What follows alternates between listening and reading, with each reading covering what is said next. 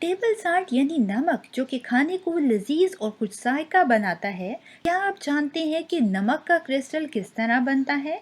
Actually नमक जिसे sodium chloride भी कहा जाता है, इसकी फॉर्मेशन में आयोनिक बॉन्डिंग इन्वॉल्व होती है। सोडियम क्लोराइड जो कि एक आयोनिक कंपाउंड है और ये sodium ion and chloride ion से इसकी फॉर्मेशन होती है। इस सोडियम क्लोराइड की फॉर्मेशन में हमारे पास कंप्लीट ट्रांसफ़र ऑफ इलेक्ट्रॉन होता है।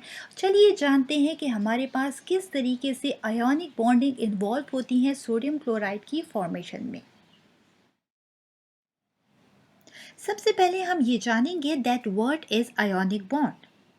The complete transfer of electron from one atom to another atom is called ionic bond.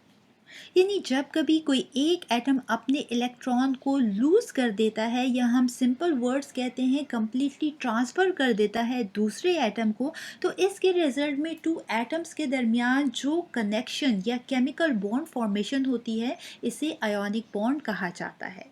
याद रखें कि जो एटम इलेक्ट्रॉन को लूज करता है वो हमेशा मेटल एटम होगा, जबकि जो एटम इलेक्ट्रॉन को गेन कर रहा होता है आयोनिक बॉन्डिंग के केस में वो हमेशा नॉन मेटल एटम होता है।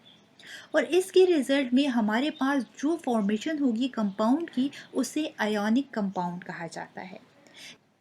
जब मेटल एटम अपने इलेक्ट्रॉन को लूज करता है या ट्रांसफ़र करता है नॉन मेटल एटम को, तो इसके रिजल्ट में आप देख सकते हैं कि हमारे पास सोडियम पर प्लस चार्ज आ जाता है।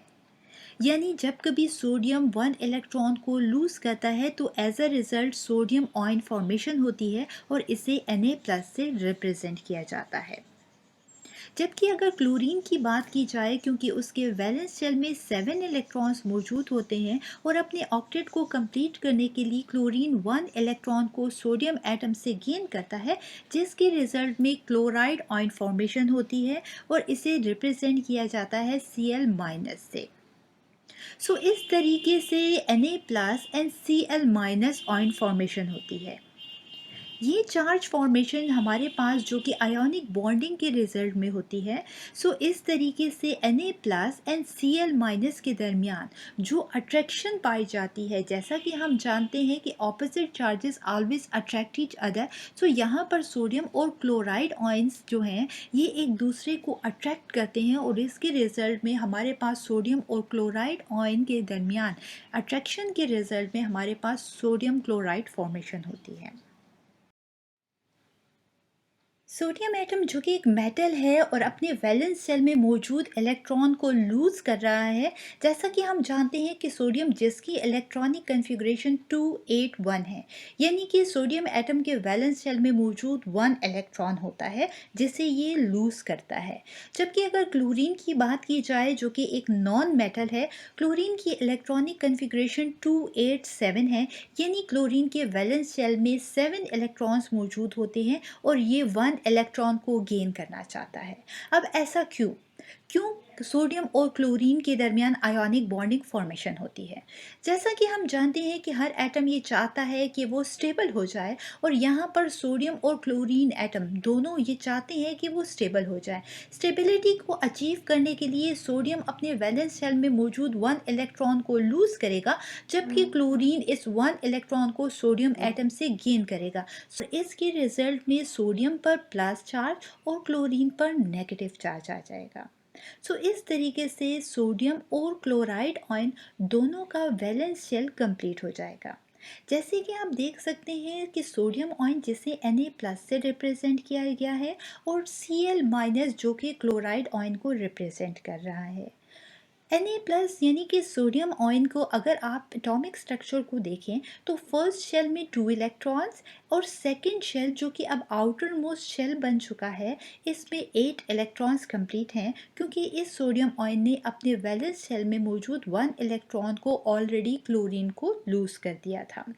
जबकि अगर क्लोराइड आयन की बात की जाए, जिसकी हमारे पास आप देख सकते हैं फर्स्ट शेल में 2 इलेक्ट्रॉन्स, सेकेंड शेल में हमारे पास 8 इलेक्ट्रॉन्स और थर्ड शेल में भी 8 इलेक्ट्रॉन्स कंप्लीट हैं, क्योंकि इसने 1 इलेक्ट्रॉन को सोडियम से एक्सेप्ट किया है, यानी कि गेन किया है, जिसके रिजल्ट में ये क्लोराइड आयन फॉर्मेशन हो गई है। इस तरीके से सोडियम आयन और क्लोराइड आयन पर चार्ज फॉर्मेशन हो चुकी है। इस चार्ज के फॉर्मेशन के रिजल्ट में इस सोडियम आयन और क्लोराइड आयन के दरमियान अट्रैक्शन प्रोड्यूस हो जाती है और ये अट्रैक्शन जो होती है इसको बॉन्ड कहा जाता है। यानी कि आयोनिक बॉन्ड फॉर्मेशन हो रही है यहाँ पर क्योंकि complete transfer of electron from sodium atom to chlorine atom किया गया है।